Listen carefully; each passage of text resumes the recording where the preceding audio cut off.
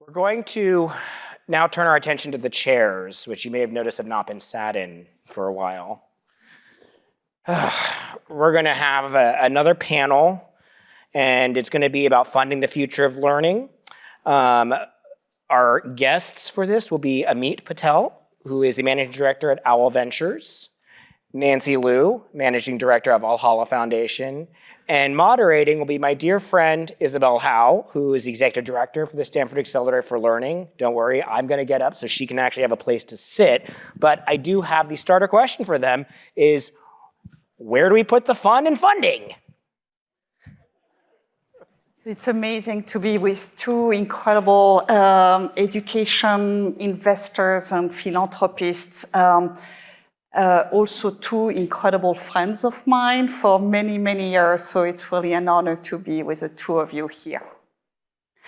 So we heard throughout the day from many educators, from many innovators, some edtech companies, some big tech, from some students. We'll hear next about the policymaking side. We haven't heard from funders. So this panel is about what does it mean to be future ready and how these amazing funders are thinking about this big question. With that, my first question to the two of you is very simple. What does it mean for you to be future ready? And Amit, I will start with you. Yeah. Very simple question. Yes. No, but first of all, thank you for having us here today. And I think I learned a lot from all of the speakers today, and actually kind of changed somewhat of how I was thinking about answering this question about like, what does it actually mean to be future ready?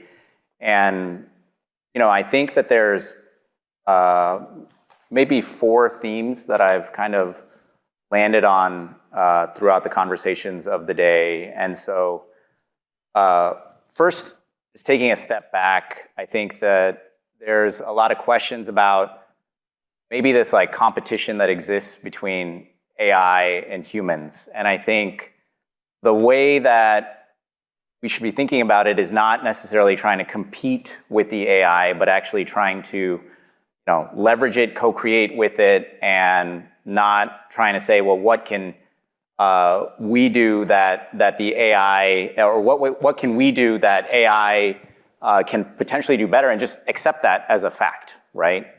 And so when I think about maybe areas where humans can continue to be more human, if it will, I think the places that I landed on first is creativity.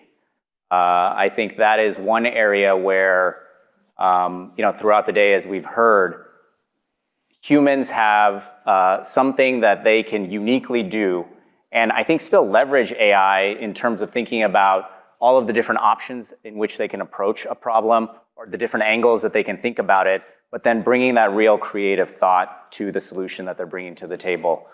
I think the second thing is courage. I mean, I think the question is, what is the impact that we want to have on the world? How do we want to think about the future?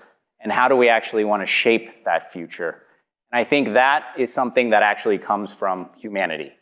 And so I think that is a second place where, in terms of thinking about what does it mean to be future ready, is to kind of think about how can we instill courage in as many individuals as possible.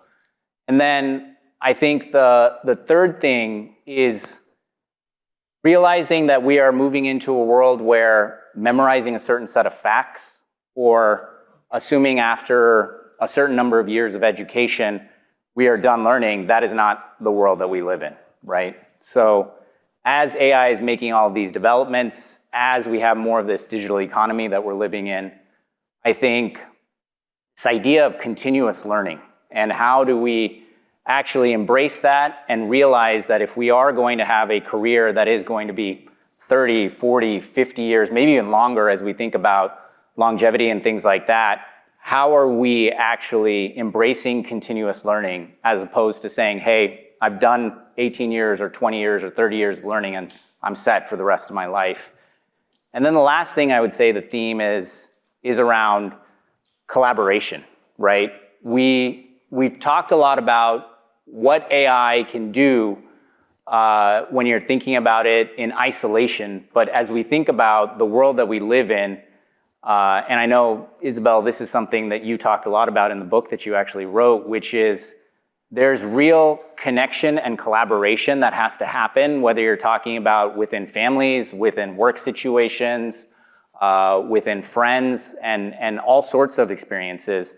And so I think when you're thinking about how can we be future ready is leveraging the AI, but then also thinking about how we can collaborate with one another to create that future that we're all excited about. That's beautiful and a very, very nice, full answer. Yeah. Nancy, how are you thinking about this? Creativity, courage, collaboration, how does that resonate? Thank you for having us, and absolutely agree that what creativity, courage, communication, collaboration, I think that set of skills, many people are now referring to as durable skills. And I think that in the age of AI, developing those skills in all learners, these durable skills, in a way so that it's shaping how they will evolve and continue to learn, because education isn't going to be a finite stop. It's going to be a journey with AI, is actually the most important thing. It's certainly not memorizing facts. But I think the challenge here is actually a bit about the speed of AI right now. So while most teachers and students are reporting using AI at least weekly, most of them daily, many teachers and students are reporting that they're not actually trained to use it effectively. So what we're finding is that this juxtaposition where the adoption curve is quite steep, but the readiness curve is actually a bit flat. So as we think about these durable skills and all of this collaboration, creativity, like the systems that we need to design around how schools are teaching these skills and how we're teaching it in school and out of school is actually going to be the most important future-ready part. Wonderful. So Amit, you make, Valhalla Ventures, for those of you who don't know, is one of the largest, if not the largest, education technology specific fund. And you're making a lot of different investments globally. So how are you thinking about AI in your investments? And how are you thinking about this question about future readiness in your investments? Yeah, no, great question. And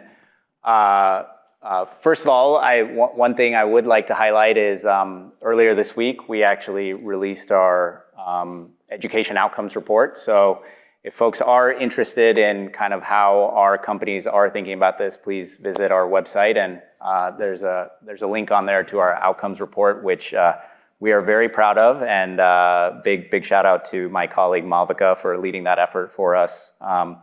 And I think that report does a great job of highlighting how our companies are thinking about and supporting learners all over the world to actually be future ready. And I'd say, first of all, just to set some context is, kind of the companies that we funded now are serving learners effectively in every country around the world.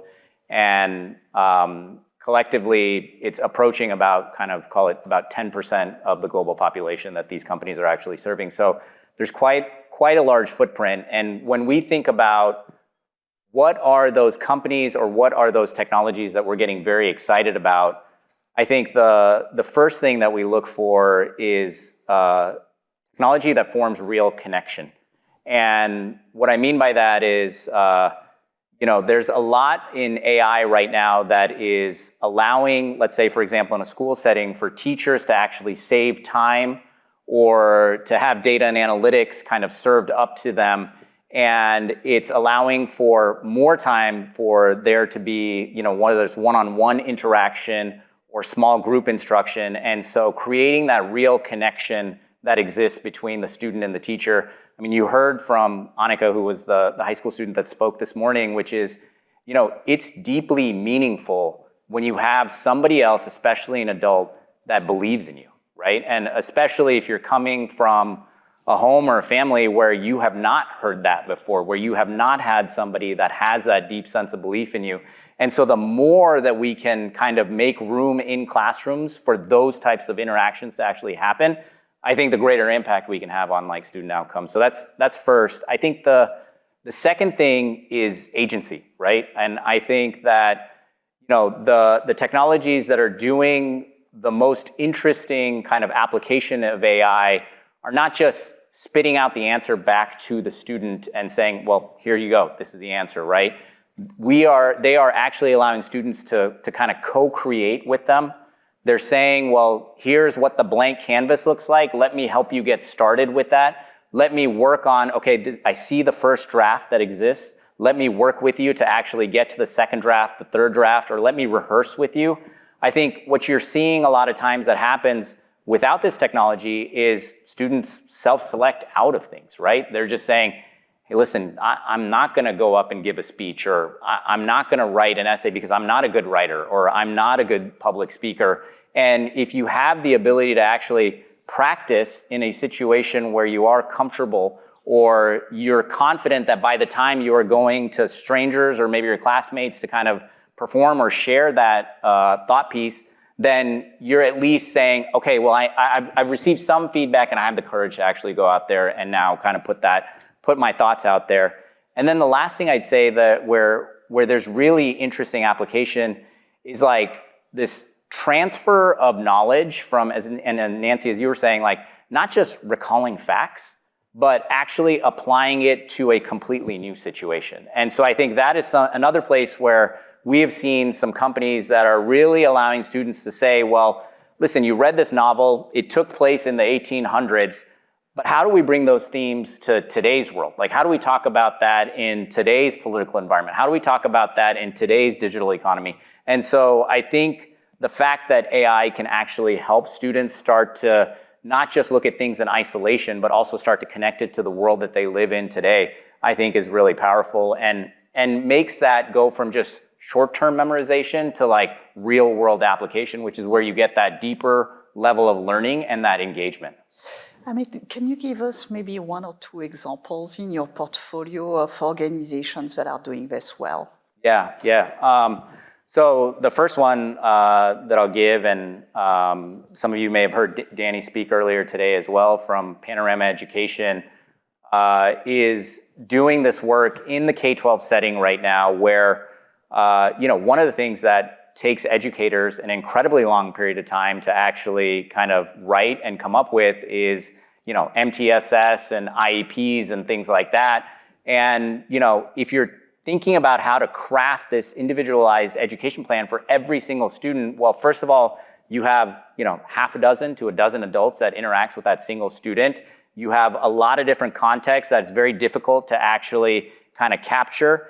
And a lot of times when teachers are actually collaborating, the majority of the time is actually spent saying, hey, well, did we get all of this data? How are we going to analyze this data? And then they don't have enough time to actually spend on, well, what are we going to do about this data?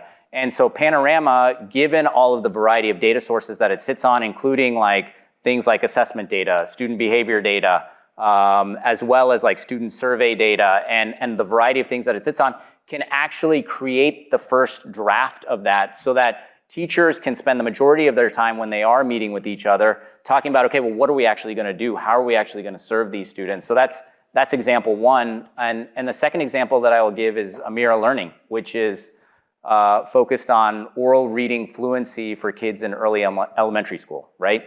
Coming back to this idea of like self-selecting out, right? Right now in the country, about 50% of students are not reading on grade level by the time they're in third or fourth grade. And so, as you get into upper elementary or middle school, a lot of kids have just made up their mind that they're not good readers. And it's because, there has not necessarily been enough practice with an adult that student has actually received. And so with a platform like Amira, where again, the student can practice without feeling self-conscious of having to read in a classroom full of students, or maybe even in front of an adult where he or she might feel like they're going to get, judged if they make a mistake. Students are actually loving the idea of like being able to practice in what they describe as almost like that low stakes situation, get the feedback, work on things like pronunciation. And then the biggest thing is, I think it can even identify things like dyslexia, right? Where, this idea of, and this comes back to, I think something that was said on an earlier panel, like you want to reach these students while they are still malleable, right? Like while you can still have an impression on them. And I think for certain students that don't get dyslexia identified early on, they get very frustrated with reading and they actually think that they're a bad reader. And so having a technology like this that can help identify this, I think is extremely powerful and gets that student the resources and the support that they need so that they can believe that they are somebody that can read, extremely well. Yeah, thank you. Nancy, you have done so much from a philanthropy perspective in building this extraordinary collaboration on AI. Can you maybe explain to the audience what you have done, why, and how AI actually is impacting the ways philanthropists have been interacting on AI, on education?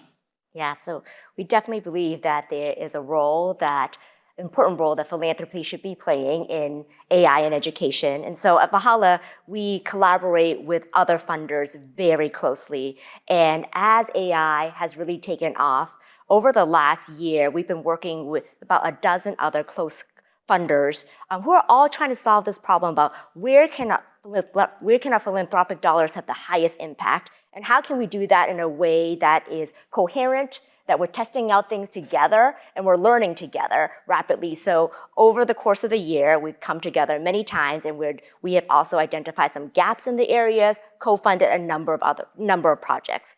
I'll say that, at large, we believe that the role of philanthropy is really to shape some of the enabling conditions that will allow AI to help actually improve learning rather than just efficiency, as we just talked about. So I think and there are really three critical areas that we particularly have focused on: infrastructure, evidence, and incentives. So when it comes for infrastructure, I think it may sound boring at first, but it's really the foundational part of how we can do our work well. And it is, so we have been with 7 other philanthropies, been co-funding a set of open education-specific data sets and evaluation benchmark, so that as we all talk about what is good AI for learning, it can actually be measurable. So that project is just starting to take off. I think when it comes to evidence, Valhalla has always been a big fan of data and evidence. And we believe that, the old way of doing research, whether it's RCT or QED and such, is just too slow for the pace of which adoption of AI is happening. So we're trying to change that by incentivizing and working with grantees to do more rapid cycle evaluation so that we can quickly know what's working before it scales more. So putting those skill sets and putting money behind that is something we believe a lot in. And finally, there's just some incentives that need to be given to bring more tech talent into the education sector. One of the things that we've been hearing rapidly over the last 18 months from our grantees and many funders from their grantees is that the education field felt like we didn't have enough technical talent to really realize this moment, particularly nonprofits who are having a hard time competing with the big tech organizations. So one of the things that we're doing also jointly with a number of other philanthropies is to fund a number of organizations who are creating pathways that will incentivize tech talent to work with education organizations so that we can bring these talent in, whether they're fractional, advising, and then ultimately transitioning them to stay in the field. And the measure of success here will be whether we see that talent really sustain and have the impact in the work. Wonderful. So this morning when we had this, word cloud, there was, critical thinking was at the middle, adaptability, all these interesting future skills. Nancy, what are you also supporting the emergence and the development of those skills in your portfolio, and if so, how? Yes, for sure. So as I mentioned earlier, many people are referring to these as kind of durable skills, but they're really everything from creativity to collaboration to critical thinking. At Valhalla, those have always been big parts of our portfolio, whether you see those in the charter schools that we have supported, whether they are in our data science portfolio, in the critical thinking, in the data interpretation. They've always been a part of our portfolio. But now, with AI and the rise of it, we actually believe that these durable skills, this creativity, collaboration, are going to be the foundation for which the future-ready skills are really built on. So we are actually we're going to double down on these and going to support the existing organizations to highlight them, as well as help support organizations that are trying to figure out how do we teach them, how do we assess them, and how do they all coherently work together, both inside and outside of school. Any interesting new investments on your end on creativity or collaboration? I mean, you already mentioned Panorama and Amira, but yeah. Yeah, I mean, I think examples of investments that are like really at that kind of creativity or collaboration. Another one that I can give is, there's a company called Thunkable in our portfolio, which is really embracing like kind of AI app development and really making it accessible for anyone without kind of a computer science background to actually create native mobile apps, right? And if you think about, again, this idea of how do you incite like that real world connection for a learner? How do you really inspire somebody to say, oh, you know what? It is worth it for me to actually, I think somebody put up the quadratic equation earlier. Like, it's like, why do I need to learn this thing? Like, what is the application? And if you can start to say, well, this is the impact that it's actually going to have on my community, or this is how I'm actually going to use it, I think the engagement that you get with learners is 1,000% greater. And so from that perspective, when you have platforms like that allow somebody to do something that they frankly just did not think was possible before, I think that can be extremely powerful in terms of motivating not just an individual student, but again, collectively us as like kind of a human species.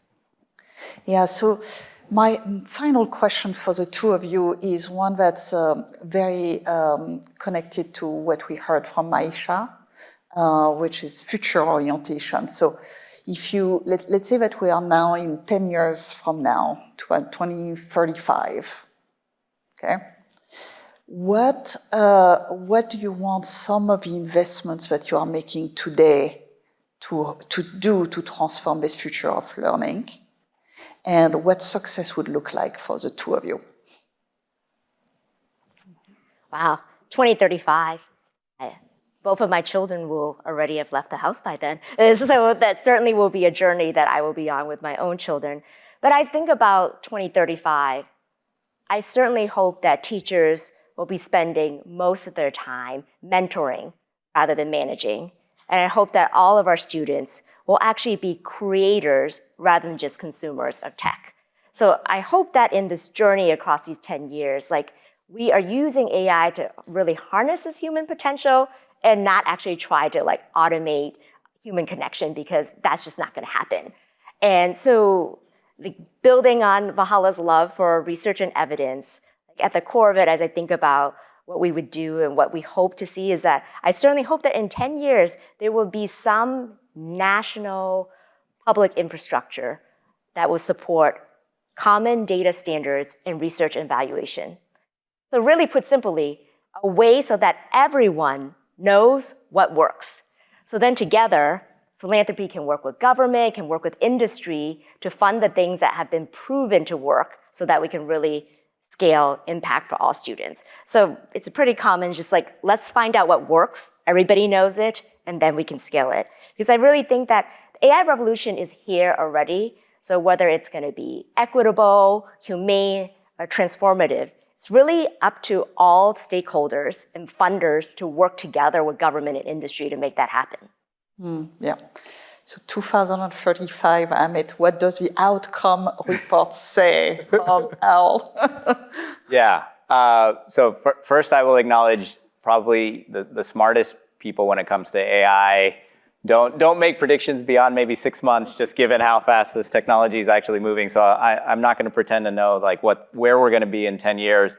But I will say maybe at a higher level, I think coming back to something that I was saying earlier, I think one of the most powerful things about AI is that it is making just so much more of the world believe that they can actually do something that they did not previously kind of think that they could do, either because they did not have access to the expertise, they self-selected out of it because they did not actually believe that they were good enough to actually do it, or because they didn't know how somebody else actually did it. And AI can make all of those things possible. And so maybe if I was thinking about one parallel that comes to mind is there's this kind of 4-minute mile effect that like kind of came about in the 1950s, which is like for decades before the first person actually ran a sub 4-minute mile, like nobody thought it was possible. Like nobody thought a human could actually do it.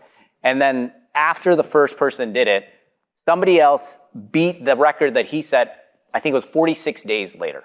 Right? And so I think if we really leverage this technology in a way that we're not competing with it, but kind of doubling down on things that make us human, as we see how each of us are leveraging this technology, I think it will just encourage all of us to kind of continue to push the potential of what we can do as humans even further and further.